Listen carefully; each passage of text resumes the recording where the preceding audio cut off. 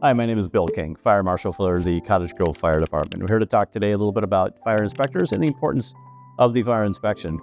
When we arrive for the fire and life safety inspection, we start on the outside of the building. And what we look for initially, clear, visible numbers on the building to make sure that we're arriving at the right location.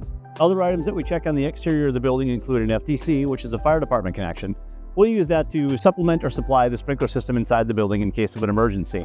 Or we're just making sure that it's clearly identified and that there are caps on the FDC to make sure that it's clear of debris.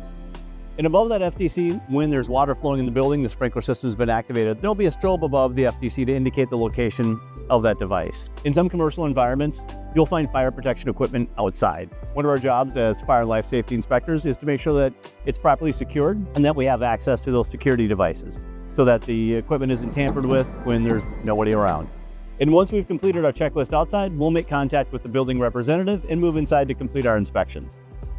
So we are in right now what we typically call the riser room in any building. Behind me, you see the sprinkler riser. That's where the water comes into the building to hit the sprinkler heads. There's a couple of different things that we check here just to make sure that there are no obvious leaks, and we're going to check the tags. And you'll see a couple of other items on the riser that are typically inherent with any riser system, which would be a tamper and a water flow. Tamper, just make sure that no one's turning the water off. And the flow alarm lets us know when there's water flowing in the system.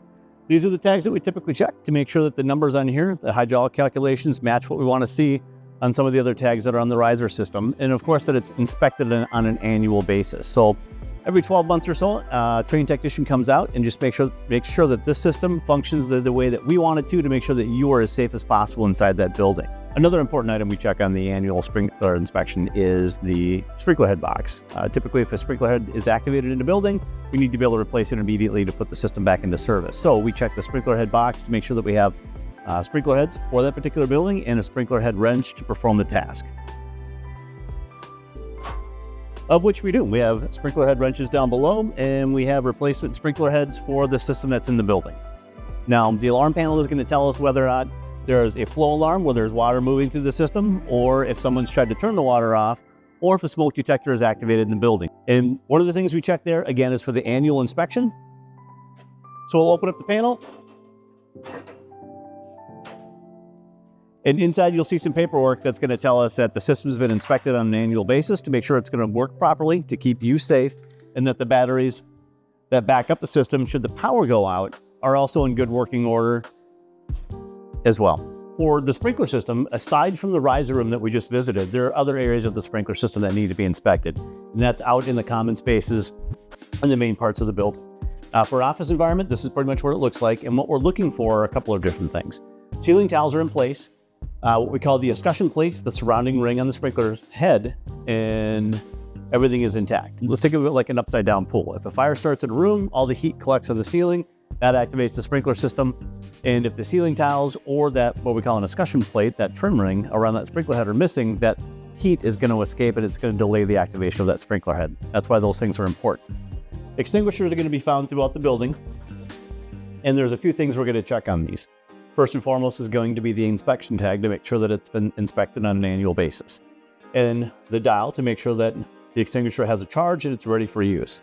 And last but not least is just the security measures on top of the extinguisher to make sure that it hasn't been tampered with. When we're out in the field performing inspections, we have a set of codes and standards by governing organizations that help guide us. Kind of like we have speed limit signs and markings on the road to keep us safe and in the lanes we're supposed to be in. We have codes and standards that set fundamentals for fire protection equipment. Annual inspection and maintenance schedules to make sure that that equipment functions properly when it's needed the most. We talk a little bit about the life cycle of fire and life safety code, and those are the general guidelines that guide the construction of a building. Once that building's completed, we as a team with inspectors and fire marshals show up to make sure that all of that equipment is functioning properly. Now, once that building is put into service and people are inside, whether you're doing business, whether you're living there, or whether it's a commercial environment that you do business with, we need to make sure that that equipment is maintained properly. We're there to work with you to make sure that your building is as safe as possible for everyone inside and also for us. Probably the best part about being a fire marshal for the city of Cottage Grove is just developing relationships with community members, letting folks know that we're there to keep them safe, answering questions, and just interacting with folks in a different capacity every day. Well, thank you for spending a few minutes with us. I hope you've learned a little bit about fire code and what we do as inspectors. I'm Fire Marshal Bill King with the city of Cottage Grove. Thank you.